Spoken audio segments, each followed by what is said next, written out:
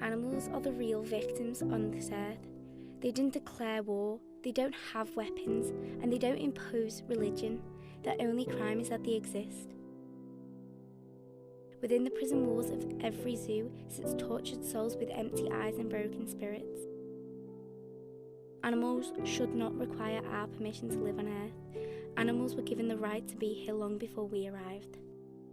We all think of zoos as a great day out, a place to go and see animals that you wouldn't normally see out in the streets. You are able to feel safe when looking at the animals, as you know that the barrier between you and them will keep you safe from any harm that you would normally encounter when seeing them in their natural habitat. You allow yourself to feel that you have a sense of power over these animals, as you have let others create a space where the animals are trapped in safely behind gates and fences so that they don't hurt anyone. If the barrier had to magically disappear, you would definitely realise that you weren't so powerful to begin with. We get taught that zoos are needed for conservation and educational purposes, but what we don't realise is that it is a place of distress. We are also blinded by the cute animals we get to see at the zoos, that we don't see what the animals are truly feeling. Locked behind bars like prisoners of entertainment, constantly trying to find a way out, pacing up and down the fence edge to see if there's any chance of escaping the small closures that they have been assigned to live in for the rest of their lives.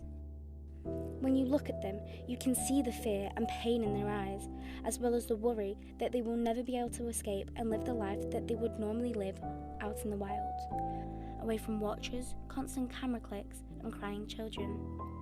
You might think, while looking at them, how we have come to control them like puppets on a string, planning out their daily meal rations, cleaning out their enclosures, keeping an eye on their health, plus many more things that the zookeepers do to ensure that the animals live a long life.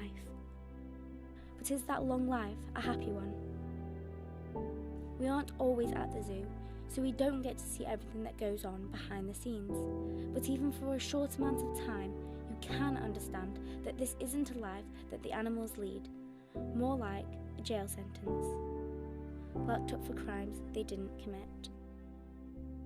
We all know that if we didn't have zoos, we wouldn't have some species that we have today.